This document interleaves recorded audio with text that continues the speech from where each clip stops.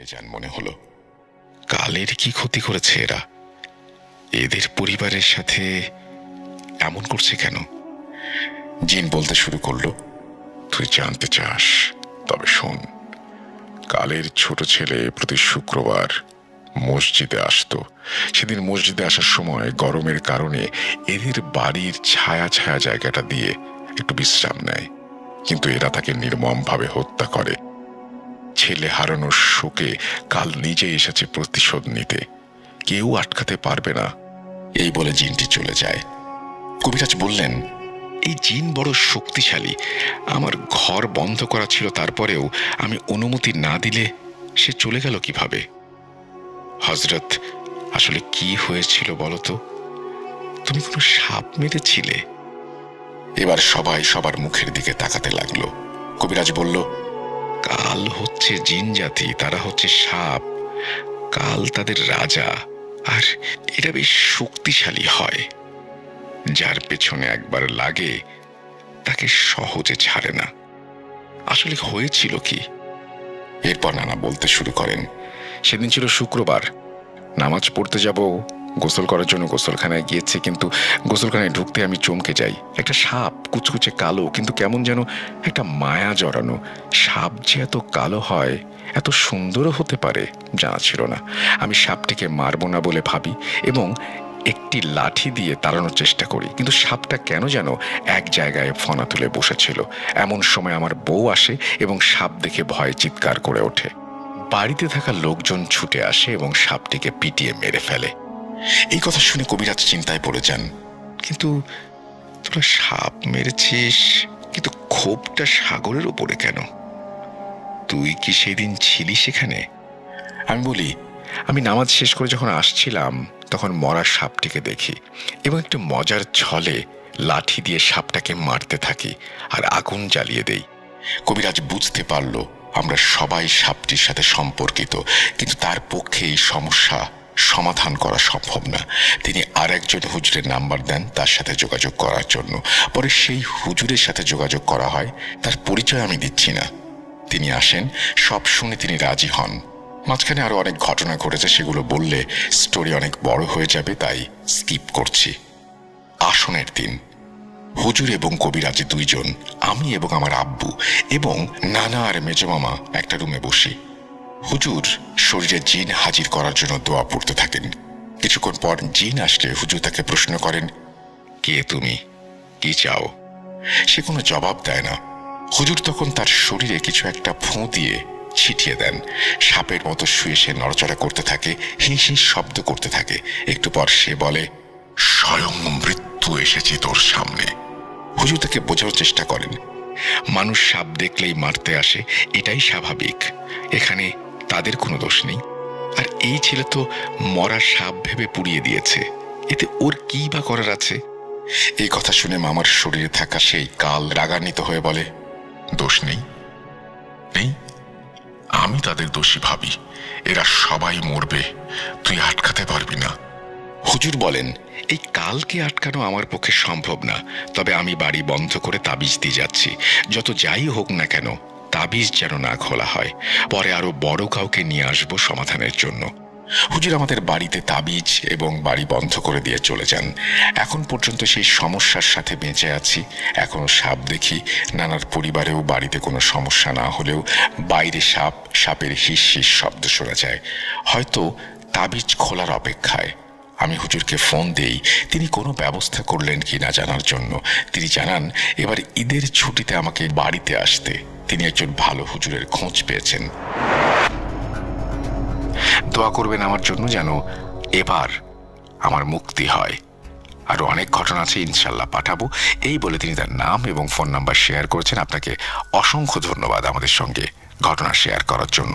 আমরা চলে যাব আমাদের পরবর্তী ঘটনায়।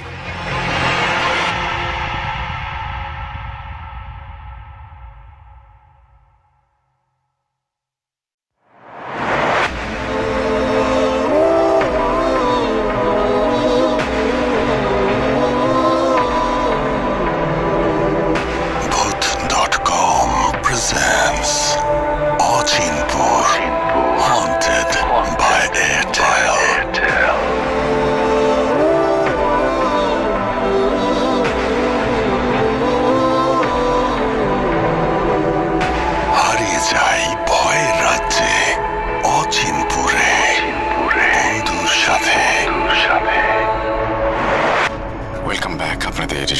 স্বাগত জানাচ্ছি আমি রাসেল। আশা করছি আপনারা সবাই ভালো আছেন এবং ভালোর দলে আছেন।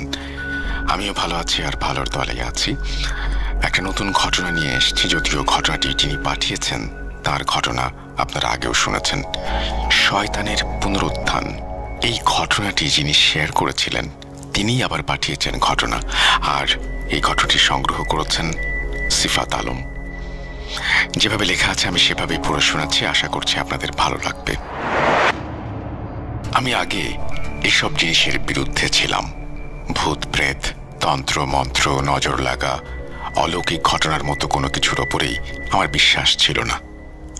এসব থেকে দূরে থাকলেই ভালো, এই ছিল আমার নীতিবোধ।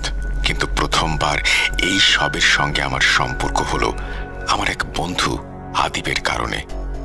আমার এই আদিব নামের বন্ধুকে তার আরেক বন্ধু ফাঁদে ফেলে বেশ মোটা অঙ্কের টাকা নিয়েছিল, যা সে আর ফেরত দিচ্ছিল না। আদিব ফাঁদে পড়েছিল এটা আমি জানতাম, কিন্তু বদলা নেয়ার জন্য সে যে পথ বেছে নিয়েছিল সেটা আমার চিন্তার বাইরে ছিল। আদিবের স্বভাবটা একটু অদ্ভুত ছিল। সে খুব দ্রুত রেগে যেত। টাকা পয়সার লেনদেনে সে তেমন বুদ্ধিমান ছিল না। তার দাদির সম্পত্তি থেকে নগদ হিসেবে যা পেয়েছিল সেই টাকার কথা ভেবে আমি বারবার তাকে বলেছিলাম তার সব সুযোগ সন্ধানী বন্ধুদের থেকে দূরে থাকতে, কিন্তু বিশ্বাস আর অভ্যাস বদলাতে সময় লাগে। তার বন্ধু যখন তার সব টাকা উধাও করে দিল তখনই আদিব মরিয়া হয়ে উঠল। শেষ পর্যন্ত সে সেই বন্ধুদের বিরুদ্ধে কোর্টেও মামলা করল, কিন্তু তার হাতে কোনো প্রমাণ ছিল না। টাকা দেওয়ার লিখিত রসিদ নেই, ব্যাংকের ট্রান্সফার নেই, কোনো সাক্ষ্য নেই। মামলাটা কোর্টে বাতিল হয়ে গেল। টাকা ফেরত পাওয়া তো হলোই না, উল্টো মামলা লড়তে গিয়ে এত বেশি খরচ হলো যে আদিব শেষ পর্যন্ত প্রায় দেউলিয়া হয়ে গেল। অপমান আর ক্ষতির বোঝা তার মাথায় এমনভাবে চেপে বসল যে সে দিনের পর দিন বদলা নেওয়ার কথা ছাড়া আর কিছু ভাবতে পারত না। আমি জানতাম আদিবের বন্ধু তার সঙ্গে যেসব আচরণ করেছিল তা তাকে ভেতর থেকে আঘাত করেছিল। আমি এটাও জানতাম যে সে বদলা নেওয়ার জন্য মরিয়া ছিল, কিন্তু আমি ভুলেও টের পাইনি সে ভেতরে ভেতরে কত কিছুই না করেছিল। আমি তখনও জানতাম না যে সে কোনো সাধু বাবা বা সাধু বাবার মতো কারো কাছে গিয়েছিল।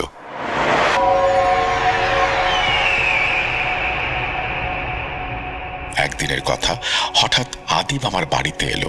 আমি সেদিন বিকেলে বাইরে ছিলাম। সন্ধ্যার পর খাবার খেয়ে বাড়ি ফিরেছি। এমন সময় দরজায় জোরে কড়া নাড়ার শব্দ। দরজা খুলতেই দেখি আদিব দাঁড়িয়ে, খুব অস্বস্তিতে, চোখে মুখে একটা আতঙ্ক কাজ করছে তার, কপালে ঝাপসা ঘাম। তাকে ভেতরে আসতে বললাম, কিন্তু সে যেন আমার কথা শুনতেই পাচ্ছে না। বারবার হাত দিয়ে কপালের ঘাম মুছছে, চোখ এদিক ওদিক ঘোরাচ্ছে, কথাবার্তা অসংলগ্ন। কিছুক্ষণ পর সে নিজে থেকেই বলতে শুরু করলো, ধীরে ধীরে, ভাঙা স্বরে, যেন গলার ভেতর থেকে শব্দগুলো জোরপূর্বক টেনে বের করে আনছে। সে বলল, ভাই, আমি খুব বড় একটা জটিলতায় পড়ে গেছি। নিজের অজান্তেই অনেক অদ্ভুত কাজ করে ফেলেছি। এখন এগুলো থেকে বের হওয়ার কোনো রাস্তাও চোখে পড়ছে না। তুই জানিস, সাধু বাবা আমার কথা শোনে না। আমি বেশ ব্যথিত কণ্ঠে বললাম, কি হয়েছে? কাকে সাধু বাবা বলছিস? আর ঠিক করে বলতো সব, আমি তো কিছুই বুঝতে পারছি না। তুই কি বলতে চাচ্ছিস আমি সেটা জানি না, আর শুরু থেকে না বললে বুঝবই বা কিভাবে? শুরু থেকে বল, কি বলবি? মার খুব চিন্তা হচ্ছে। তুই এক গ্লাস পানি খা, পানি খেয়ে একটা লম্বা শ্বাস নে, এরপর সব বল আমাকে শুরু থেকে। এই কথা বলে আমি তাকে এক গ্লাস পানি এনে খাওয়াই। সে পানি এমন ভাবে খেলো যেন কত বছর যাবৎ পানি নামের কোনো কিছু তার চোখেই পড়েনি। তাকে দেখে আমি স্পষ্ট বুঝতে পারছিলাম সে খুব ক্লান্ত আর চিন্তিত ছিল। তার উপর দ্রুত কথা বলছিল সে, অসংলগ্ন কথাবার্তা। আমি কিছুই বুঝতে পারছিলাম না তার সঙ্গে আসলে কি ঘটেছে, কেন এমন করছে, বুঝতে হিমশিম খাচ্ছিলাম। পরে সে শান্ত হয়ে ধীরে ধীরে পুরো ঘটনাটা বলল, আর তখনই আমি প্রথমবার যেই নামটা শুনলাম, সাধু বাবা। হ্যাঁ, সাধু বাবা। সে আমাকে যা বলেছিল তা ছিল তার সেই বন্ধুর কথা, যে তাকে টাকা নিয়ে ফাঁদে ফেলেছিল। অপমান আর ক্ষতির কারণে আদিব মাথা গরম করে ফেলেছিল। সে ভেবেছিল যে করেই হোক তার বন্ধু যেন শান্তিতে থাকতে না পারে। কোর্টে যাওয়া, আবার মামলা করা, এসবের জন্য তার টাকা ছিল না। নিয়মতান্ত্রিক পথে শাস্তি দেওয়ার ক্ষমতাও নেই, তাই সে বেছে নিল অন্য পথ। একদিন কারো মুখে শুনল এক সাধু বাবার কথা, যিনি নাকি বেশ ভালো তন্ত্রমন্ত্র জানেন। কারো ওপর তন্ত্রমন্ত্র বা জাদু করা থাকলে নাকি তিনি সেসবও ঠিক করে দিতে পারেন, আবার চাইলে কঠোর শাস্তিও পাইয়ে দিতে পারেন। এই কথা শুনে আদিবের মাথায় আগুন জ্বলে উঠল। সে সেদিনই সাধু বাবাকে খুঁজতে বেরিয়ে পড়ল। অনেক দিন, অনেক রাত, অনেক জায়গায় খোঁজ করেছে সে। অবশেষে তাকে পায় আদিব। তাকে পাওয়াটা মোটেও সহজ ছিল না, কিন্তু আদিব এই কঠিন কাজ করতে সক্ষম হয় শুধুমাত্র ক্রোধের কারণে। প্রথমে তার কাছে বিষয়টা যতটা সহজ মনে হয়েছিল, বাস্তবে সেটা ততটা সহজ ছিল না। তন্ত্রমন্ত্রের জগৎটা বিপজ্জনক। এখানে প্রতিটা কাজের একটা চরম মূল্য থাকে। কখনো সেই দাম টাকা দিয়ে চুকানো যায় না, কখনো শরীর দিয়ে, কখনো আত্মা দিয়ে, কখনো কোনো প্রিয় কিছুর বিনিময়ে। একবার মূল্য মিটিয়ে দিলে কাজ সহজ হয়ে যায়।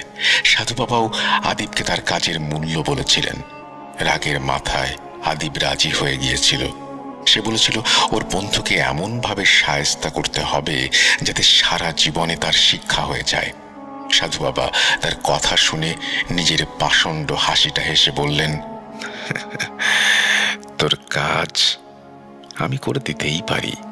আসলে কাজটা করাই যায় না, আমার কোনো আপত্তি নেই। তবে এই কাজের পথ কিন্তু কঠোর। তোর নিজেরই অনেকটা কাজ করতে হবে, না হলে ফল মিলবে না। আর যা বলবো সেটাই করতে হবে। ভেবে দেখ কি করবি। যদি আমার কথা মেনে কাজ করিস তবে আমাকে বল, আমি তোর কাছে হাত দেব। নইলে শুধু শুধু আমার সময় নষ্ট করিস না। আদিব উভয় সংকটে পড়েছিল। কাজ করালে কি হতে পারে ভাবছিল, আবার সাধু বাবা কড়া ভাষায় বলেছে যদি তার সময় নষ্ট হয় তবে তারও শাস্তি হবে। আসলে সাধু বাবা কৌশলে তাকে বাধ্যই করেছিল তাকে দিয়ে কাজ করাতে। এর পেছনে নিশ্চয়ই তার বড় কোনো উদ্দেশ্য ছিল। আদিব সেখান থেকে বের হয়ে ভাবছিল, তন্ত্রমন্ত্র মানে হয়তো লেবু, ধূপ, আগরবাতি, মাটির তাবিজ, লাল ঘুড়ি, কালো গুড়ের মালা, এসব দিয়ে কোনো কিছুর উপাসনা করা। সাধু বাবা হয়তো বলবে নির্দিষ্ট সময়ে নির্দিষ্ট জায়গায় গিয়ে কিছু কেটে ফেলতে, কিছু বেঁধে দিতে, কিছু নিয়ে আসতে, আর তারপরই কাজ হয়ে যাবে। আর এমন কি করাই যায়। এই কথা ভেবে আদিব 5-10 মিনিট পর আবার সাধু বাবার ঘরে প্রবেশ করে। সাধু বাবাকে সে কাজ করে দেওয়ার জন্য অনুরোধ করে। তার কথা শুনে সাধু বাবা মুচকি হেসে বললেন, সাব্বাস বেটা, তুই বাঘের বাচ্চা। তোকে কি কি করতে হবে এবার শোন। সাধু বাবা তাকে তার কাজ বুঝিয়ে দেয়। সে খুব সহজেই আদিবের কাজ বুঝিয়ে দিচ্ছিল, কিন্তু সাধু বাবার কথা শুনে আদিব নির্বাক। বাবা একটা ছোট বোতল এগিয়ে দিয়ে বলল, শোন বেটা, 1 মাসের মধ্যে যে কোনো শিশুর মৃত্যু হয়েছে এমন একটি কবর খুঁজে বের কর। অমাবস্যার রাতে সেই কবর খুঁড়ে লাশ বের করবি। তারপর এই বোতল থেকে কয়েক ফোঁটা পানি তার ঠোঁটে ছিটিয়ে দেবি। পানি পড়লেই শিশুটা দুটো চোখ খুলে তাকাবে। ঠিক সেই মুহূর্তে আরেকটি বোতল থেকে, যেখানে দুধ থাকবে, মাত্র একটি ফোঁটা তার ঠোঁটে পড়তে হবে। সবটা করবি কোনো প্রকার ভুল ছাড়া। শিশুটার চোখ খোলা থাকবে মাত্র 15 মিনিট, তারপর আবার বন্ধ হয়ে যাবে। কাজ শেষ হলে মরদেহ আবার আগের জায়গায় দাফন করবি। মাটি সমান করে আসবি, চিহ্ন মুছে ফেলবি। কেউ যেন কিছু বুঝতে না পারে। বাড়ি ফেরার সময় একদম পিছনে ফিরে তাকাবি না, বুঝেছিস? কিরে, পারবি? বল। সাধু বাবা সহজভাবে কথাগুলো বললেও তার এসব কথা শুনে আদিবের গা কাঁপছিল। তবু সে সব করেছে। সে অনেক দিন ছোট বাচ্চার কবরের খোঁজ করেছে, প্রতিদিন হন্যে হয়ে ঘুরে বেরিয়েছে। অবশেষে সে একটি শিশুর সন্ধান পায়। হাসপাতালের লোক ঠিক করে রেখেছিল সেই লোক তাকে একদিন খবর দেয় একটা বাচ্চা জন্মের 10 দিনের মাথায় মারা গিয়েছে। তার পিছু নেয় আদিব, তার কবর খুঁজে বের করে। গভীর রাতে কবর খুঁড়ে মরদেহ বের করে আনে সে। এরপর বাবার দেয়া পানির বোতল থেকে কয়েক ফোঁটা পানি সে শিশুটির মুখে ফেলে। হঠাৎ করেই তার চোখ খুলে যায়। ভয়ে আদিবের আত্মা কেঁপে ওঠে। তবুও প্রতিশোধ তার ভয়কে মুহূর্তের মধ্যেই গলা টিপে হত্যা করে। সে দুধের বোতল থেকে এক ফোঁটা দুধ শিশুটির মুখে দেয়। প্রায় 15 মিনিট শিশুটি তার দিকে এক অপলক দৃষ্টিতে তাকিয়ে থাকে। তার চোখ আবার বন্ধ হয়ে যায়। আদিব তাকে পুনরায় দাফন করে চলে যায়। পরদিন সে সাধু বাবার কাছে গিয়ে বলে, বাবা, ওই পানি যেভাবে বলেছিলেন ঠিক সেভাবেই ছিটিয়েছি। শিশুটির চোখও খুলেছিল, বুকটা ঠান্ডা হয়ে গিয়েছিল আমার। তারপর দুধের ফোঁটা ঠোঁটে লাগাতেই আবার নিস্তেজ। এখন কি করতে হবে? সাধু বাবা তাকে বলেছিল এরপর কি করতে হবে। শোন বেটা, যখনই ওই শিশুকে জাগাতে চাইবি, এই দুধের বোতল থেকে একটু দুধ একটুখানি পাত্রে ঢেলে রাখবি। এই কাজের জন্য নির্দিষ্ট ঘর থাকবে। সেই ঘরের দরজা জানালা বন্ধ রাখবি। একটা ছোট প্রদীপ জ্বেলে রাখবি ঘরে। আর তারপর যে মন্ত্রটি দিব সেটি পড়বি। যেখানেই থাকুক মন্ত্রের ডাক শুনে সেই শিশুর ভেতরে থাকা শয়তান দুধের জন্য চলে আসবে। দুধ খাওয়ানোর আগে যে কাজ করতে চাস সেটা মনে মনে ছবির মতো স্পষ্ট করে ভাববি। ভুল কিছু ভাববি না একদম। সাবধান করে দিচ্ছি, কথা বলার দরকার নেই। ইচ্ছাটা মাথার ভেতরেই রেখে দিবি। তোর ইচ্ছা শিশুটির ভেতরে শয়তান বুঝে যাবে। তোর ইচ্ছা মতো কাজও করতে হবে। তারপর ফিরে এসে দুধ খেয়ে চলে যাবে। দরকার হলে এভাবে আবার ডাকবি। তবে মনে রাখবি, অমাবস্যার রাতে সে নিজে থেকেই দুধ চাইতে আসবে। দুধটা দরকার মতো ব্যবহার করবি, কারণ ওটা ফুরিয়ে গেলে। এই পর্যন্ত বলে আদিব থামল। তার কপালের ঘাম ঝরছে। আমি স্তব্ধ হয়ে শুনছিলাম। আল্লাহকে মনে মনে বলছিলাম, সবটাই যেন মিথ্যে হয়। মানুষ ভুল করতেই পারে, পাগলামি করতেই পারে, কিন্তু মৃত শিশুর ভেতরে শয়তান চালান করা, দুধের বোতল, মন্ত্র, না, এসব সত্যি হওয়া উচিত নয়। কিন্তু আদিবের চোখে মুখে যা দেখেছিলাম তা অভিনয় নয়। সে বলল, ভাই, আমার বন্ধুটি 2 দিনের মধ্যে পাগল হয়ে গেল।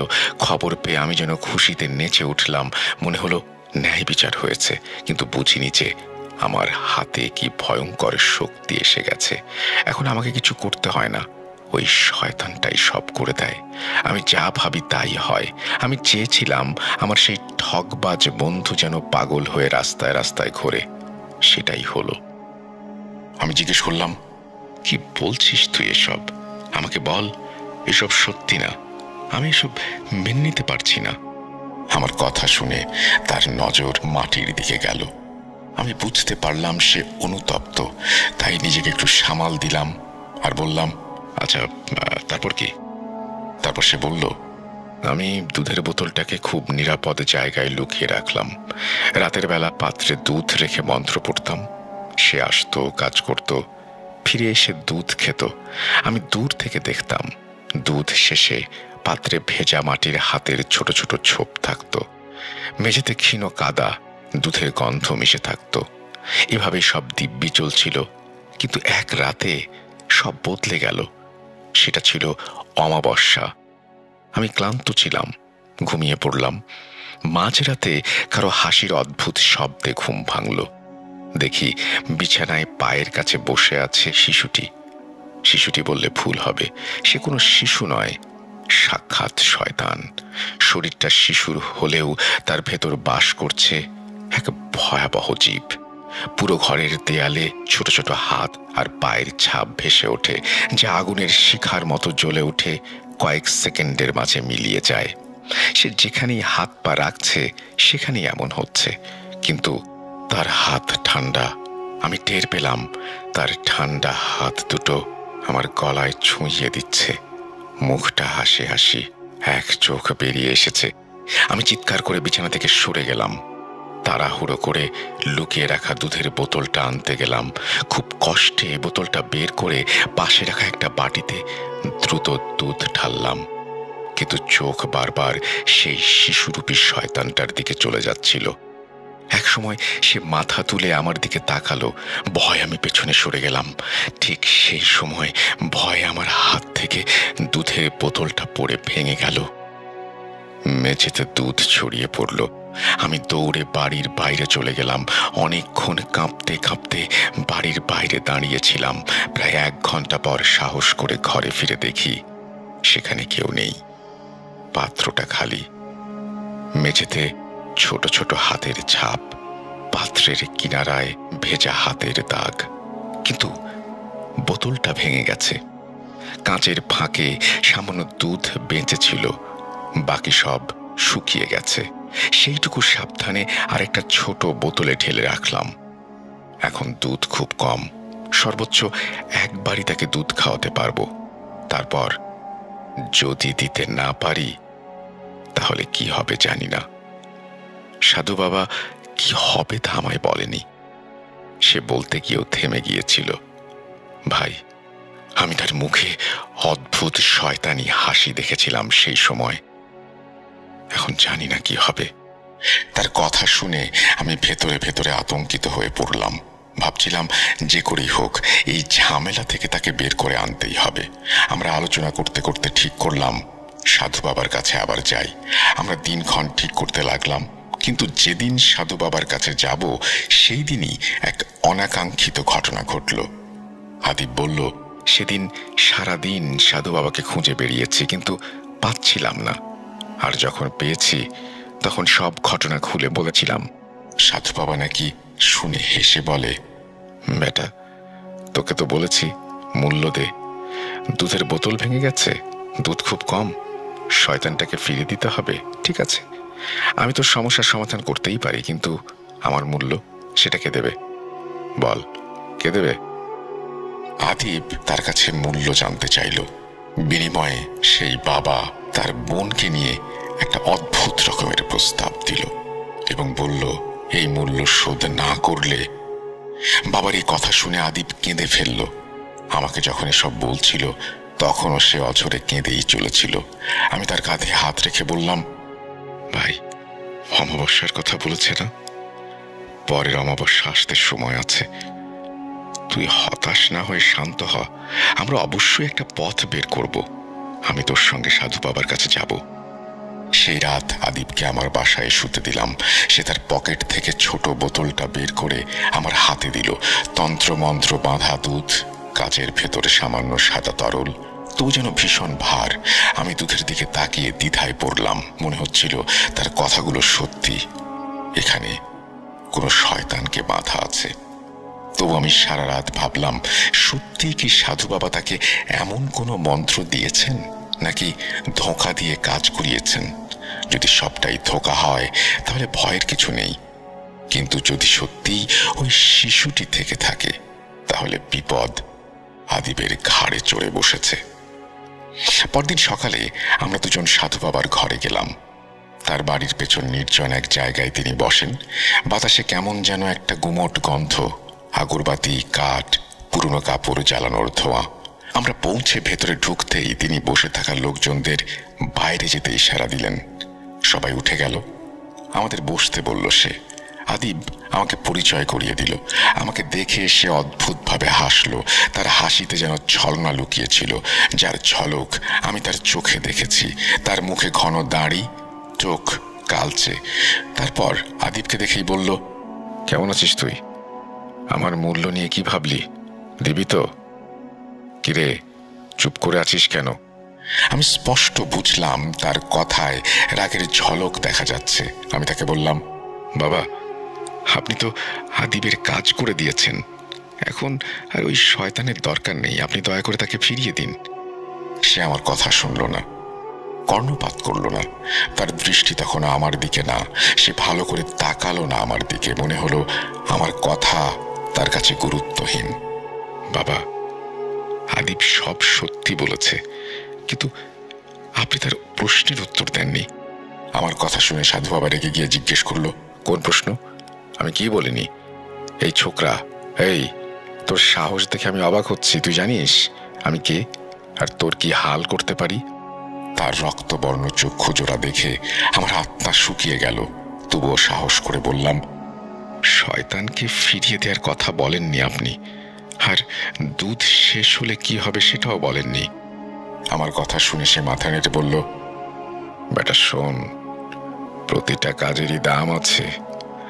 আমি আমার দাম বলেছি, দাম না পেলে আমি তো ফিরিয়ে নেব না। আমি কথা শেষ করার আগেই আদিব রেগে লাল হয়ে তার গলা ধরতে এগিয়ে গেল। অকথ্য ভাষায় তাকে গালাগাল করতে লাগলো। আমি কোনো মতে তাকে টেনে সরালাম। সাধু বাবা মুচকি হেসে একটু আরাম করে সোজা হয়ে বসলেন। তারপর বললেন, গত রাতে যখন তুই আমার হাত ধরে অনুরোধ করেছিলি, তখন আমি ভেবেছিলাম সাহায্য করব, আর এখন তুই আমাকে গালি দিচ্ছিস, মারতে আসছিস। বের হয়ে যা, বের হয়ে যা, না হলে ভালো হবে না। চরম শিক্ষা দেব আমি। বের হ। আমরা দুজন চুপচাপ বেরিয়ে এলাম। বাইরে এসে আমি আদিবকে বললাম, তোর মাথায় কি গোবর ভরা? সমস্যাটা কার, তোর নাকি আমার? সমস্যা তোর, আর যেহেতু সমস্যা তোর, তাই রাগ দেখিয়ে লাভ নেই।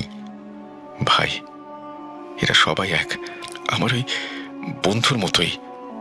এই বাবাকেও শিক্ষা দিতে হবে। আমি তাকে বুঝিয়ে বললাম, শিক্ষা দেওয়ার ইচ্ছা তারই ছিল, তাই সে নিজের ইচ্ছায় এই পথে গিয়েছিল। বাবা শুরু থেকেই দাম আর ফলাফল বলেছিল।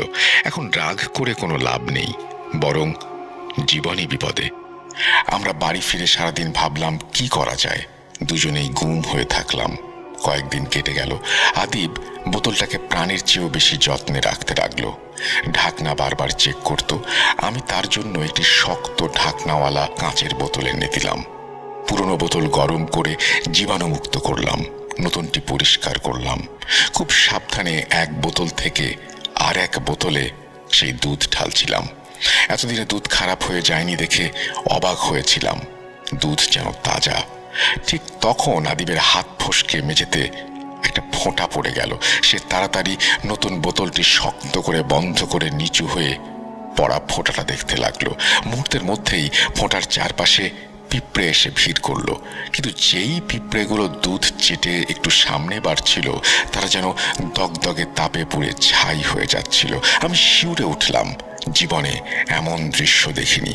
মনে হলো দুধের চারপাশে অদৃশ্য এক গণ্ডি, যেখানে প্রবেশ করলেই পিঁপড়াগুলো পুড়ে যাচ্ছে। আদিব ধীরে ধীরে বলল, দেখেছিস তো, ওই শয়তান এর আশেপাশেই ঘোরে। আমি খুব ভয় পাচ্ছি। সামনে অমাবস্যা, সে আসবেই। একবারের জন্য বেঁচে যাব, কিন্তু তারপর কি হবে? আদিবের কথা শুনে আমারও গলা শুকিয়ে গেল। রাতভর ঘুম এলো না। স্বপ্নে দেখলাম ছায়াময় বাচ্চাটি তার বুকের ওপর বসে আছে, তার গলা নিংড়ে রক্তের মতো কোনো তরল পান করছে। ঘুম ভেঙে দেখলাম জানালার পর্দা নড়ছে। বাতাসে কোনো গন্ধ নেই, তবুও বুক ধড়ফড় করছে। সন্ধ্যায় আমি তাকে বললাম, আমার একটা উপায় মাথায় এসেছে। হয়তো ঝুঁকি আছে, কিন্তু এটাই একমাত্র পথ। সাধু বাবা যেভাবে তোকে শর্ত দিয়েছে, তার মধ্যে কি কোথাও আছে যে এই জিনিস তুই অন্য কারো বিরুদ্ধে ব্যবহার করতে পারবি না? সে কিছুক্ষণ ভেবে বলল, না তো, এমন কোনো শর্ত ছিল না। আমি বললাম, তাহলে আমরা ওই শয়তানকে সাধু বাবার দিকেই পাঠাই। হয় তাকে বাধ্য হয়ে ফিরিয়ে নিতে হবে, নয়তো সে নিজেই শেষ হয়ে যাবে, আর শয়তানও মুক্তি পাবে। এই কথা শুনে আদিব কিছুক্ষণ চুপ রইল। তারপর হালকা হাসলো আর বলল, সত্যিই তো, এমন কিছু তো করা যেতেই পারে। আমরা দুজনেই জানতাম এছাড়া আর কোনো পথ খোলা নেই। সেদিন রাতেই সিদ্ধান্ত নিলাম আমরা শয়তানকে ডাকবো। রাত বাড়ছে, ঘড়িতে প্রায় 11টা। আমরা ঘরের মাঝখানে একটা বড় টেবিল রাখলাম। ছোট পাত্রে দুধ ঢেলে টেবিলের মাঝখানে রাখলাম। সব দরজা জানালা বন্ধ করলাম। এক কোণে ছোট্ট প্রদীপ জ্বালালাম। ঘরে মৃদু আলো, দেয়ালে ছায়া দুলছে। আমি আদিবকে শান্ত স্বরে জিজ্ঞেস করলাম কিভাবে ডাকবে। সে বলল, সাধু বাবার দেয়া মন্ত্র বললেই সে চলে আসবে। যতক্ষণ না আমাদের মনের ইচ্ছা প্রকাশ না করি, সে সেটা পূরণ না করে, ততক্ষণ সে দুধ স্পর্শ করে না। বেশি অপেক্ষা করালে সে রেগে যায়। তাই যা করাতে চাই সেটাই মনে মনে ভেবে নিতে হবে। তারপর সে অদৃশ্য হয়ে কাজ সারতে যাবে। কাজ শেষ হলে ফিরে এসে দুধ খেয়ে চলে যাবে। আমি বললাম, চল তাহলে শুরু করি, আমাকে বলিস না তুই কি ভাবছিস। সে চোখ বুজে মন্ত্র জপ করতে লাগলো। কিছু শব্দ বুঝলাম, কিছু বোঝা গেল না। শেষের অংশটা সম্পূর্ণ অপরিচিত। মন্ত্র থামতেই ঘরের তাপমাত্রা যেন একটু কমে গেল। পাত্রে সেই তরলের ওপরে হালকা কুয়াশার মতো কিছু জড়ো হলো। প্রদীপটি টিমটিম করে উঠল। টেবিলের ওপর মৃদু নড়াচড়া, যেন খুব ছোট কারো পা রাখা। আর সত্যিই খানিক পর সেই পাত্রের চারপাশে ক্ষীণ আকৃতির একটি ছায়া মূর্তি দেখা গেল। দেখলেই বোঝা যায় ছোট্ট একটি শিশুর অবয়ব। আমার বুক কাঁপতে লাগলো, হাতের তালু ঘেমে গেল। এক ঝলক তার মুখের দিকে তাকাতেই হিম হয়ে গেলাম। তবে আমার চোখের সামনে সে যত দ্রুত আবির্ভূত হচ্ছিল, তত দ্রুতই অদৃশ্য হয়ে গেল। বোঝা গেল আদিব মনেই যা ভাবার কথা ছিল ভেবে ফেলেছে। সে কাজে বেরিয়েছে। আমরা দুজন চুপচাপ বসে থাকলাম। দুধের পাত্র আর ছোট্ট প্রদীপের শিখা ছাড়া ঘরে কোনো শব্দ নেই। বাইরে দূরে কুকুরের ক্ষীণ ডাকে মনে হলো রাত আরো ভারী হয়ে উঠেছে। মিনিট পেরোচ্ছে। আমরা পাত্রের দিকে চোখ রেখে বসে আছি। 12টার ঘন্টা বাজার মতো মনে হলো। আমি ফিস করে জিজ্ঞেস করলাম, সে কতক্ষণে সাধারণত ঘরে ফিরে আসে? আদিব বলল, গত 2-3 বার আধা ঘন্টার মধ্যে ফিরে এসেছিল। আমরা অপেক্ষা করলাম। 12টা 30, 1টা 30। সে কোথাও নেই। হাত আর পিঠে ব্যথা, তবু সোজা হয়ে বসে আছি। কথা বলা বন্ধ। 1:30, তারপর 3টা। হঠাৎ দেখি পাত্রে দুধের রং বদলে যাচ্ছে, নষ্ট হয়ে যাচ্ছে। পচা গন্ধ পুরো ঘরে ছড়িয়ে পড়ছে। আমরা কেউ নড়লাম না। মনে হলো কিছু একটা ভয়ঙ্কর ঘটছে। মনে হলো সাধু বাবা হয়তো কোনো বাধা দিয়েছিল। হয়তো তিনি আর জীবিত নেই। আর সবচেয়ে বড় ভয় ছিল, যদি শিশুটির আত্মা আবারও ফিরে আসে এবং এবার যদি এসে দেখে যে সে যে কারণে এসেছে তার নেই বা নষ্ট হয়ে গেছে, তখন কি হবে? আমরা সেই পাত্রের দিকে তাকিয়ে থাকলাম। 3:30, 4টা। সে ফিরল না। আতিফ বলল, এর আগে কখনো এত দেরি করেনি। আমার ভেতর আশার আলো জ্বলে উঠল। হয়তো সাধু বাবা শেষ হয়ে গেছে, তার সঙ্গে সেও নিঃশেষ। সকাল 6:30 বাজতেই আমরা প্রদীপ নিভিয়ে জানালা দরজা খুললাম। নষ্ট সেই তরল পদার্থ স্পর্শ করলাম না। সিদ্ধান্ত নিলাম সরাসরি সাধু বাবার বাড়িতে যাই। দরজা বন্ধ করে বেরিয়ে পড়লাম। তার ডেরার সামনে পৌঁছেই দেখি ভিড়। অচেনা কিছু মানুষ, কয়েকজন যেন তাকে চিনত। পুলিশও আছে। আমি আদিবকে পেছনে থাকতে বললাম। নিজে ভিড় ঠেলে সামনে গেলাম। পুলিশ লাশের রিপোর্ট লিখছে। একটি কাপড়ে ঢাকা দেহ। এক ব্যক্তি বলছে, আমি এই বাড়িতেই থাকি। ওই বাবা একা ঘুমাতেন। গতরাতে হঠাৎ জোরে চিৎকার শুনে আমি দৌড়ে যাই। গিয়ে দেখি তিনি মাটিতে পড়ে আছেন নিথর। পুলিশ কাপড় সরিয়ে জিজ্ঞেস করলো, এ কি সেই সাধু বাবা? লোকটি বলল, হ্যাঁ, আমিও দেখেছি। কাপড় সরিয়ে তার মুখ দেখে আমার বুক কেঁপে উঠল। তার মুখের চামড়া জায়গায় জায়গায় ঝুলছে। এক চোখ নেই। সেই জায়গায় যেন কালো গর্ত, মাটিতে লালচে ভেজা দাগ। স্পষ্ট বোঝা গেল শিশুটির শয়তান তাকে আক্রমণ করেছে। আমি পেছনে সরে গিয়ে দীর্ঘশ্বাস ফেললাম। মনে হলো সাধু বাবা শেষ। আদিবের গলায় যেন হালকা স্বস্তি, কিন্তু ভয়ের ছায়া তখনও কাটেনি। মনে পড়ল অমাবস্যা মানেই দুধের খিদে। যদি সে ফিরে আসে, আর যদি কিছু দিতে না পারি। আমরা বাড়ি ফিরে এলাম। ঘর খোলা, বাতাস বদলে গেছে। পাত্রে আগের সেই নষ্ট দুধটাও যেন আরো ঘন আর তীব্র গন্ধে ভরা। তবে সেই রাত কেটেছে নিরাপদে। পরের অমাবস্যার রাত এলো। আমরা দুজনেই সেদিন দিনভর অস্থির ছিলাম। বিকেলে সূর্য ডোবার সঙ্গে সঙ্গে ঘরে নীরবতা নেমে এলো। জানালায় মশারি টাঙানো, দরজা বন্ধ, আলো কম। পাত্রে কোনো তরল নেই। শয়তান এলেও তাকে দেয়ার মতো আর কোনো কিছু অবশিষ্ট নেই।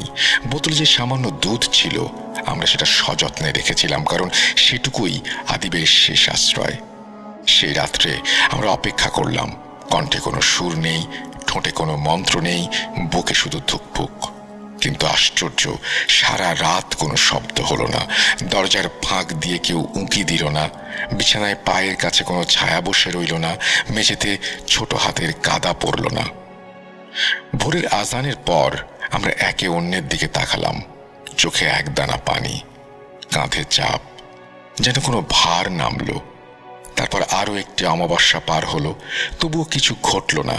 আমরা বুঝলাম, যাই ঘটুক, সাধু বাবার সঙ্গে সেই শিশুটির শয়তানের সংযোগও শেষ হয়ে গেছে, অথবা যে উদ্দেশ্যে তাকে ডাকা হয়েছিল সেটা শেষ। এখানে যদি ঘটনা শেষ হতো তবে হয়তো আপনারাও বলতেন এটা তো সব কুসংস্কার। কিন্তু আমি যখন সেই রাতগুলোর কথা স্মরণ করি তখন মনে পড়ে যায় প্রতিটি ঘ্রাণ, প্রতিটি শব্দ, প্রতিটি ছায়া। আদিব এখন অনেক শান্ত। মাঝে মাঝে তার চোখে একটা শূন্যতা দেখি। সে তার কাছে ওই বোতলটা আর রাখেনি। ছোট্ট সেই কাঁচের বোতল, যে বোতলে শেষ কয়েক ফোঁটা তরল ছিল, সেটা সে নিজ হাতে ভেঙে ফেলেছে। ভাঙার আগে আমরা লম্বা সময় নিয়ে ভাবলাম ঠিক কি করছি আমরা। তারপর নির্জন এক বিকেলে উঠোনে পুরনো সংবাদপত্র বিছিয়ে বোতলটা কাপড়ে মুড়ে পাথরের আঘাতে চূর্ণ করলাম। যে মেঝেতে ভাঙা কাঁচ আর দুধের গন্ধ লেগে থাকতো সেই মেঝে পরে বারবার ধুয়ে মুছে ফেললাম। গাছের ডাল ঝাড়লাম, জানলার কাঁচ পাল্টালাম, পর্দা ধোয়া হলো, বিছানার বালিশ রোদে দেয়া হলো, যেন সমস্ত ঘর থেকে সেই রাতগুলোর গন্ধ মুছে ফেলতে চাই আমরা।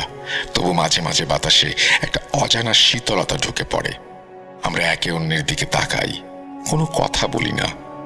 আদিবের সঙ্গে আমার সম্পর্ক বদলায়নি। সে এখন আগের চেয়ে অনেক ধীর, টাকা পয়সার ব্যাপারে সতর্ক। তার চোখে এক ধরনের অনুশোচনা যা কথায় প্রকাশ করা যায় না।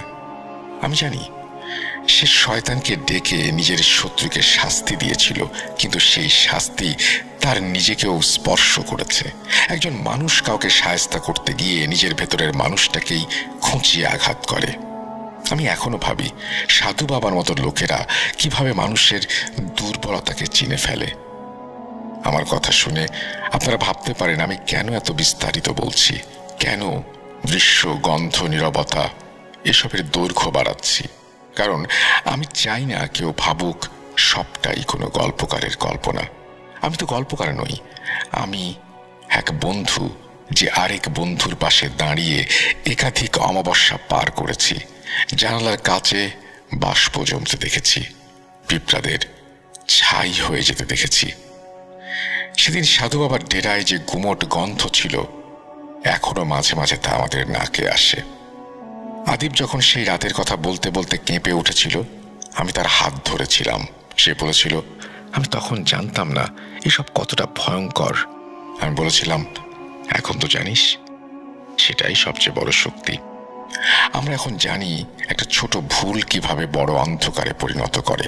আমরা জানি সেই ক্ষোভকে কিভাবে থামাতে হয়। আমরা জানি দরজা খুলে নয়, দরজা বন্ধ করে ঝড় থামাতে হয়। আমি জানি আলো জ্বালতে হলে হাতকে স্থির রাখতে হয় আর শ্বাসকে ধীর। আমি জানি রাতে কাঁপুনি পেলে ঘরের ভেতর মানুষ থাকলে মানুষটিকে ডাকতে হয়, শয়তানকে নয়। আর সেই কারণে হয়তো পরের অমাবস্যা আর তার পরের অমাবস্যায় কিছুই ঘটেনি। হয়তো শিশুটির শয়তান নিজের মতো করে মুক্তি পেয়েছে, হয়তো সাধু বাবার সঙ্গে তার বাঁধন ছিল, সেটা ছিঁড়ে গেছে। হয়তো এই দুধের শেষ ফোঁটাটিও আমাদের মন থেকে শুকিয়ে গেছে। আমরা জানি না, আমরা শুধু জানি আর কোনো পাত্রে কোনো তরল নেই, আর কোনো মন্ত্র পড়তে হবে না। আমি যখন এই ঘটনাটি আপনাদের বলছি তখন শুধু এটাই মনে করিয়ে দিতে চাই, মানুষ যখন অন্ধকারের দিকে তাকায় অন্ধকারও তার দিকে তাকায়।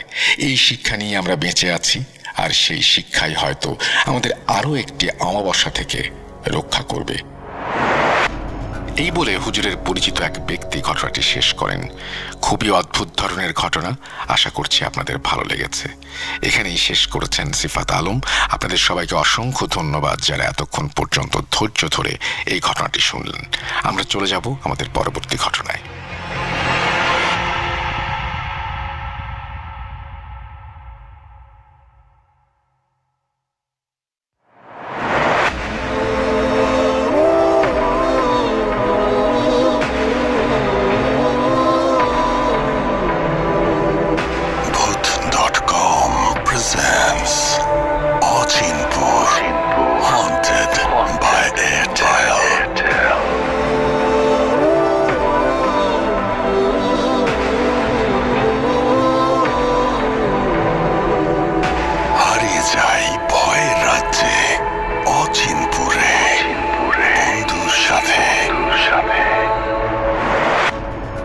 ব্যাক আপনাদের সবাইকে স্বাগত জানাচ্ছি। আমি রাসেল। আশা করছি আপনারা সবাই ভালো আছেন, ভালোর তলে আছেন।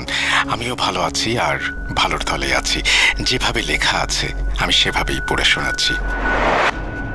আসসালামু আলাইকুম রাসেল ভাই। জিজ্ঞেস করব না আপনি কেমন আছেন, আমি জানি আপনি সব সময় ভালো থাকেন, ভালোর তলেই। আমি অর্ণব আহমেদ, কিশোরগঞ্জ জেলা বাজিতপুর উপজেলার শুভারামপুর নামক একটি গ্রামে আমার বাড়ি, কিন্তু ঘটনা লিখছি সৌদি আরব থেকে। আমি আপনার সকল লিসনারদের মধ্যে একজন। অনেকদিন যাবৎ আমি আপনার ঘটনা শুনি, সেই ভূত FM থেকে ভূত.com পর্যন্ত মোটামুটি অনেক ঘটনাই শোনা হয়েছে। আমার অনেক দিনের তীব্র ইচ্ছা আমি একটা ঘটনা পাঠাবো, কিন্তু কখনো হয়ে ওঠেনি। ঘটনা ইমেল করার পর ঘটনা আপনার ভালো লাগে কিনা এই চিন্তার কারণে আর ঘটনা পাঠাইনি। অবশেষে একটি ঘটনা ইমেল করেই দিলাম। ভালো লাগলে অবশ্যই পড়ে শোনাবেন, আর লেখায় কোনো ভুল ত্রুটি থাকলে অবশ্যই ক্ষমার দৃষ্টিতে দেখবেন। SSC পর্যন্ত পড়াশোনা করার পরেই আমাকে দেশ ছেড়ে পাড়ি জমাতে হয় সৌদি আরবে। আমি 2023 সালের জানুয়ারি মাসের কোনো এক তারিখে চলে আসি সৌদি আরবে। এখানে আমার দিনকাল খুব ভালো যাচ্ছিল। এখানে ছিল আমাদের বাংলাদেশি 4 জন লোক। আমরা সবাই এক রুমে থাকি। আমি প্রায় রুমের বাইরে সোফাতে বসে ব্লুটুথ লাগিয়ে ভূত.com শুনতাম। প্রতিদিনের মতো একদিন কানে ব্লুটুথ লাগিয়ে চোখ বন্ধ করে ভূত.com শুনছি। হঠাৎ রুম থেকে নাসির মামা বের হয়ে আসলো, আর এই ঘটনাটা নাসির মামার কাছ থেকেই শোনা। উনি বয়সে বড় হওয়ার কারণে ওনাকে মামা বলে সম্বোধন করি। তার বাড়ি বাংলাদেশের কোনো এক জায়গায়। হঠাৎ মামা বলে উঠলেন, কিরে, কানে ব্লুটুথ লাগিয়ে কি করছিস? সারাদিন এটা কানে রাখতে হয়? আরে মামা, ভূত.com শুনি। ভূতের ঘটনা শুনবেন আপনি? আরে রাখ, এসব ঘটনা আমার কাছেও আছে। আমি কৌতূহলী হয়ে পড়ি। আমি বললাম, সত্যি আছে এই সমস্ত ঘটনা? বলবা একটা ঘটনা? শুনবি তুই? হ্যাঁ শুনবো, বলো। দাঁড়া আসছি। ওই কথা বলে নাসির মামা চলে গেল। মিনিট 5 পরে হাতে 2টা কফির কাপ নিয়ে আসলো। কাপ 2টা টেবিলে রেখে উনিও আমার সাথে সোফায় বসলো। আমি ওনাকে বললাম, আপনার ঘটনা ভালো লাগলে অবশ্যই ভূত.com শেয়ার করব। পরে আমার মতো অনেকে আপনার ঘটনা শুনবে। সমস্যা নাই, ওইটা শেয়ার করিস তোর মতোই। বলে রাখা ভালো, আমার কাছে এমন অনেক ঘটনা আছে, কিন্তু আপনার কাছে ভালো লাগবে কিনা সেই জন্য আমি আর পাঠাই না। আমি এইখানে আপনাকে একটু বলে রাখি, যদি ঘটনা আপনার কাছে থাকে পাঠিয়ে দেবেন, এবং সিলেক্টেড হলেও পাঠাবেন, না হলেও পাঠাবেন। আমি তো সিলেক্ট করেই ফেললাম, তার মানে বুঝতেই পারছেন আপনি ভালো লেখেন। যাই হোক, আবারও ঘটনায় ফিরছি। নাসির মামা বললেন, দেখ, আমার ঘটনাটা বুঝতে তোর একটু সমস্যা হবে, কিন্তু পুরো ঘটনা শোনার পর বোঝা সহজ হয়ে যাবে। ঘটনা কি? এটা কি আপনার সাথে ঘটেছে? যার সাথে ঘটুক, এটা তোর জানার দরকার নেই। তুই ধরে নে এটা আমার সাথে ঘটেছে। বলতে শুরু করলেন নাসির মামা।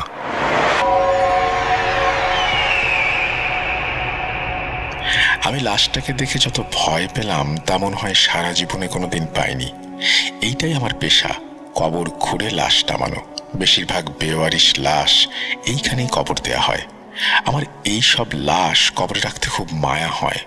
লোকটা পৃথিবীতে এতদিন আমাদের সাথে কাটালো, আর এখন মারা যাওয়ার পর তার লাশটা কেউ খুঁজতেও এলো না।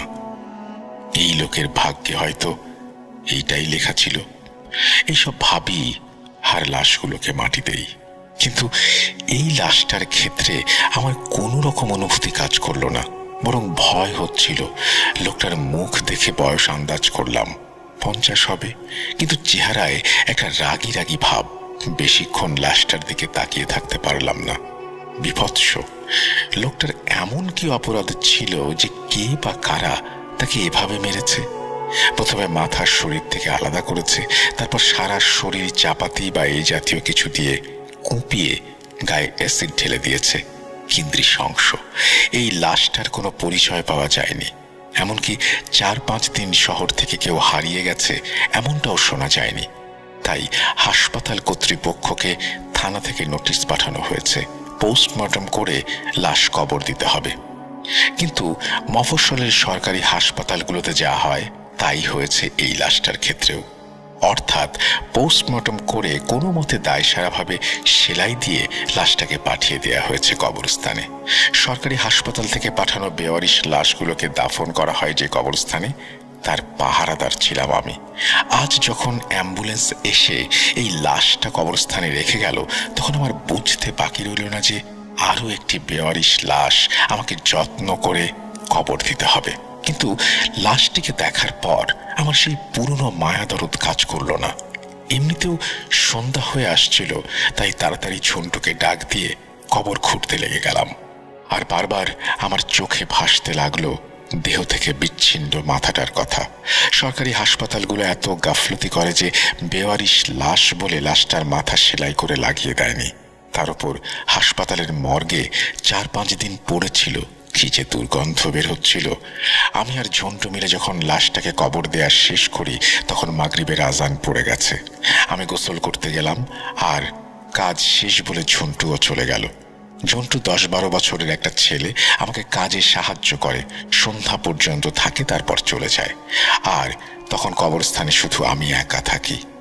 কবরস্থানের যে জায়গাটায় মুর্দার জানাজা পড়ানো হয়, তার সামনে গেট থেকে বের হয়েই পাশে খুপড়ি মতো একচালা ঘরে আমি থাকি। নামমাত্র গেট থেকে বাইরে, বলতে গেলে কবরস্থানের ভেতরেই থাকি।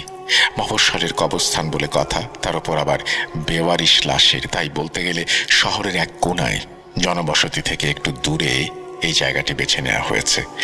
একজনের রান্না, তাই প্রতিদিন এশার নামাজ পড়ে রান্না করে খেয়ে শুয়ে পড়ি। মাঝে মাঝে বাইরে এসে কবরস্থানের দিকে তাকাই। আমার মনে হতে থাকে কবরস্থানে পাহারা দেওয়ার কিছু নেই। বড় বড় শহরে তো লাশ চুরি হয়, কিন্তু এই শহরে এমন কিছু ঘটেছে বলে কেউ শোনেনি।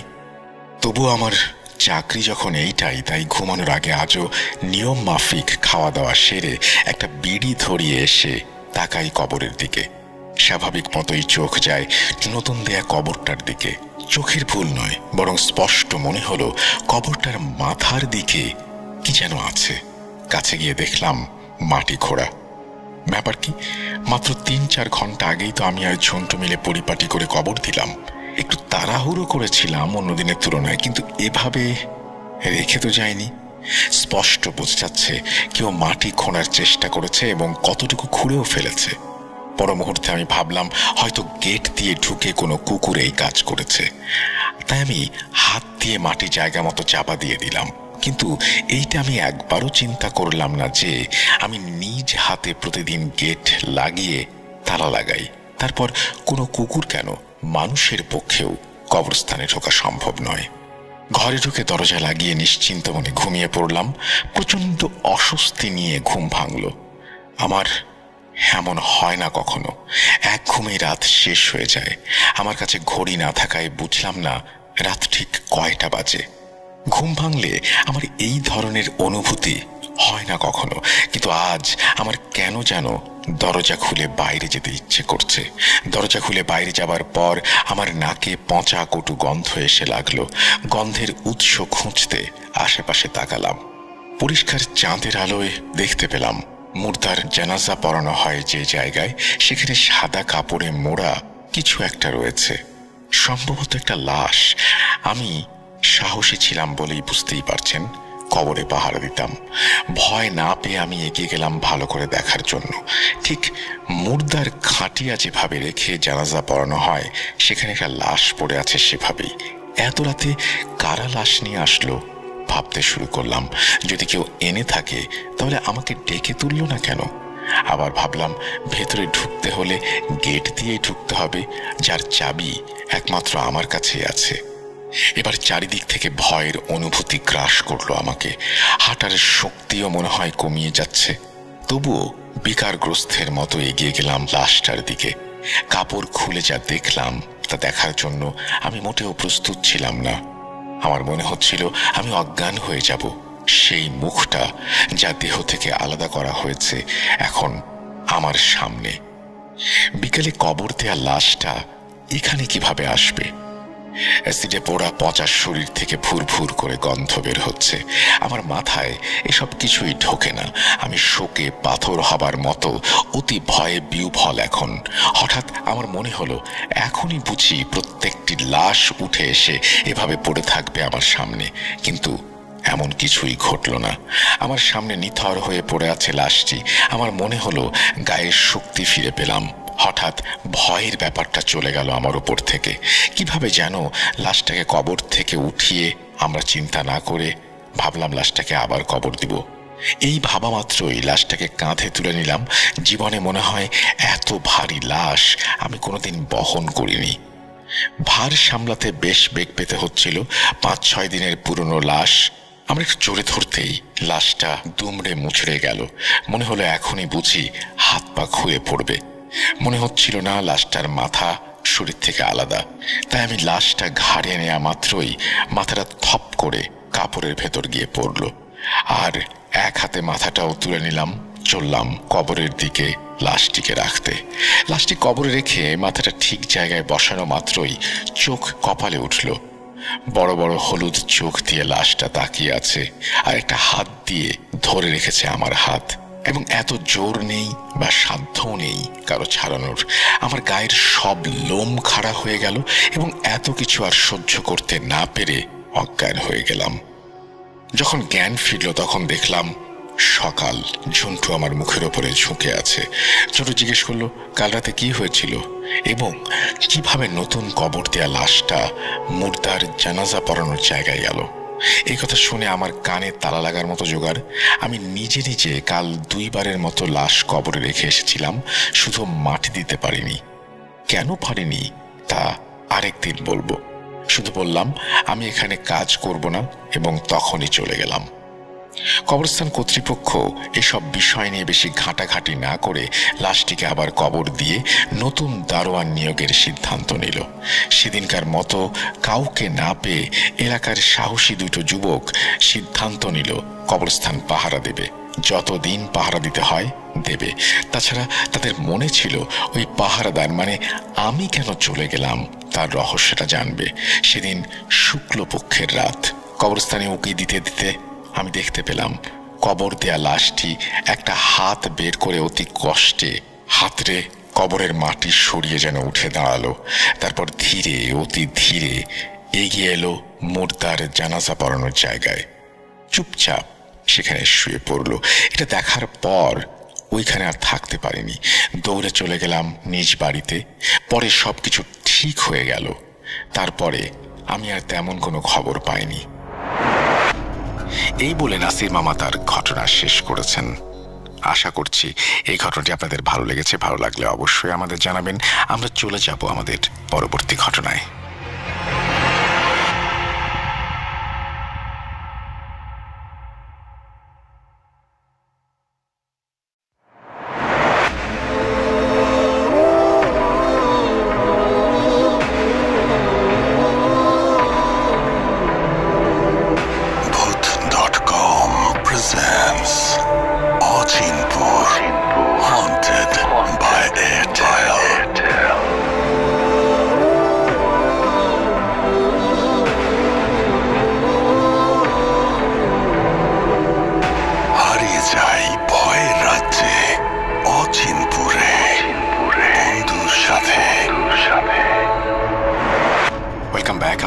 সবাইকে স্বাগত জানাচ্ছি আমি রাসেল। আশা করছি আপনারা সবাই ভালো আছেন, ভালোর দলে আছেন।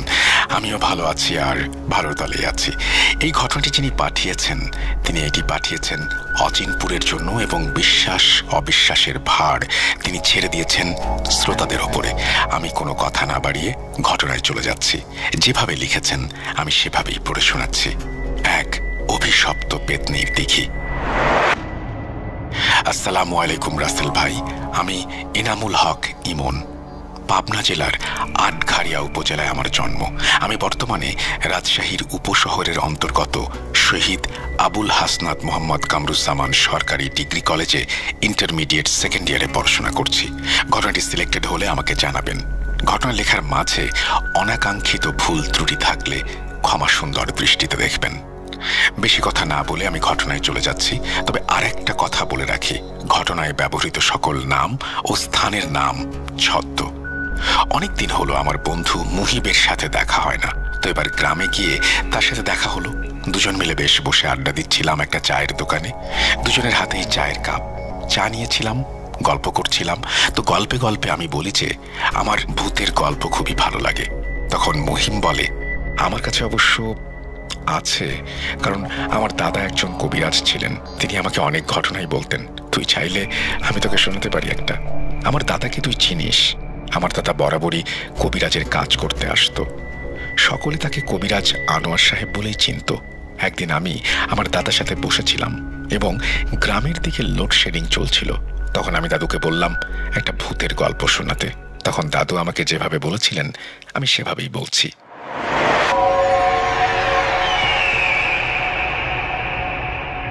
ঘটনাটি রূপনগর গ্রামের প্রান্তে অবস্থিত এক পরিত্যক্ত দিঘিকে ঘিরে।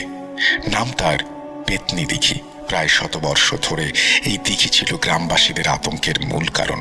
প্রচলিত ছিল বহু বছর আগে গ্রামের জমিদার বাড়ির এক অভাগা বধূকে তার স্বামীর চরম বিশ্বাসঘাতকতার পর এই দিঘিতে আত্মহত্যা করতে বাধ্য করে। তার অতৃপ্ত আত্মা আজও সেখানে ঘুরে বেড়ায়। দিঘির কালো জল সবসময় স্থির থাকত, যাতে সামান্যতম বাতাস ঢেউ তুলতে পারত না। ভরা অমাবস্যার রাতে দিঘির পাড় থেকে ভেসে আসতো এক হিম শীতল কান্নার আওয়াজ। আর মাঝে মাঝে দেখা যেত কালো পাড়ের সাদা শাড়ি পরা এক আবছা অবয়ব। সেই গ্রামেরই একজন সাহসী যুবক শশাঙ্ক, হরিদাস প্রসাদের একমাত্র ছেলে। বাইরে পড়াশোনা করেছে, তাই হয়তো শশাঙ্ক ছিল আধুনিক মনস্ক ও বেপরোয়া। সে এই ভূতের গল্পগুলোকে পাত্তা দিত না। একদিন সে তার 4-5 জন বন্ধুর সাথে মিলে আড্ডা দিচ্ছিল। হঠাৎ তাদের মধ্যে একজন বন্ধু, যার নাম ছিল প্রসাদ, সে এই দিঘির গল্পটা তুলল। তারপর বন্ধু প্রসাদ বলল, জানিস তোরা আমাদের যে পেতনির দিঘি আছে না, ওই দিকে যে দিঘিটা, সেখানে একটা বধূ আত্মহত্যা করেছিল। ওই দিঘিটা নাকি আবার খুবই উৎপাত শুরু করেছে, ভয়ানক সব আওয়াজ শোনা যায়। এই কথা শুনে শশাঙ্ক হাসিতে ফেটে পড়ল। হাসতে হাসতে সে বলল, কি যে বলিস তোরা আজকালকার যুগে এসে এগুলো কেউ বিশ্বাস করে এখন? তখন প্রসাদ বলল, সাহস থাকলে তুই গিয়ে একবার দেখা, বন্ধুদের সাথে একটা বাজিও ধরতে পারিস। এক ভরা অমাবস্যার রাতে সে টর্চ হাতে দিঘির পথে রওনা দেয়। রাত 1টার দিকে সে দিঘির পাড়ে পৌঁছায়। প্রথমে তো সে কিছুই শুনতে পায় না, এগুলো সবই বানোয়াট কথাবার্তা বলেই মনে হয়। কিন্তু হঠাৎ একটা ক্ষীণ আওয়াজ তার কানে আসে। মনে হচ্ছে কেউ যেন খুবই মায়া জড়ানো কণ্ঠে কান্না করছে, এবং কান্নাটা মনে হচ্ছে পাশেই এক শিমুল গাছ থেকে শোনা যাচ্ছে। যখন সে শিমুল গাছের টর্চ ধরল, তখন শিমুল গাছ থেকে শূন্যে ভেসে আসা এক অবয়ব দেখে তার জ্ঞান হারানোর জোগাড় হলো। সে তখন বুঝতে পারল এই সেই পেতনি।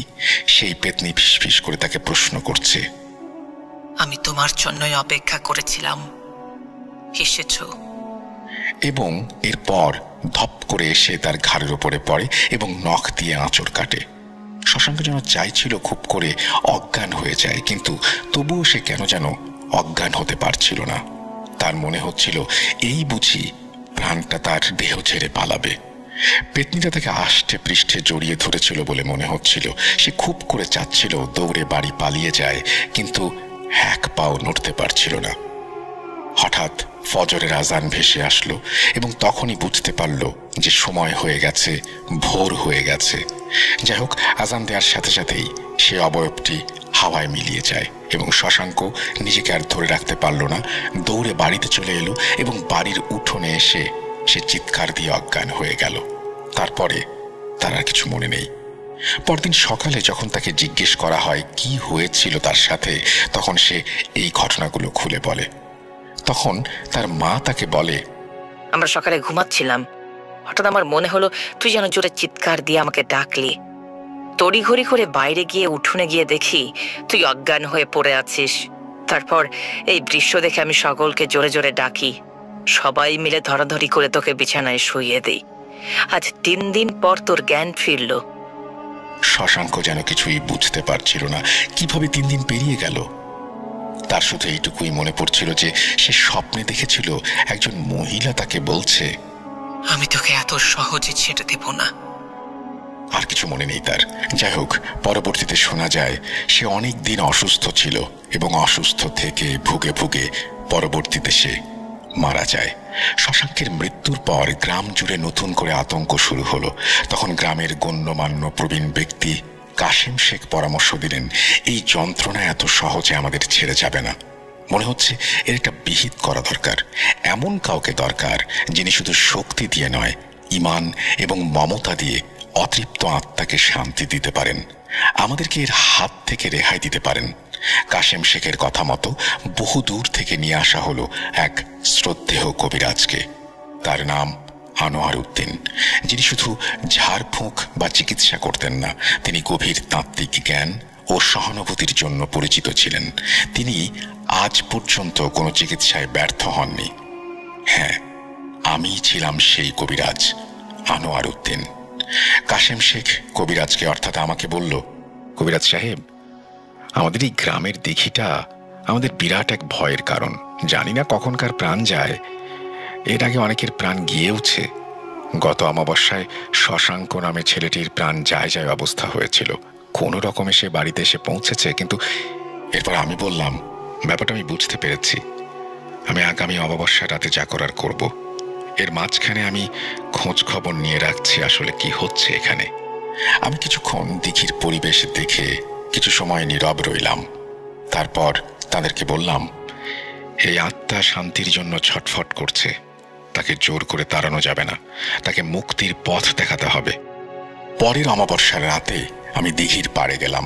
সঙ্গে নিলাম শুধু একটি জায়নামাজ, আর হাতে ছিল পবিত্র কোরআন শরীফ। আমি ভয়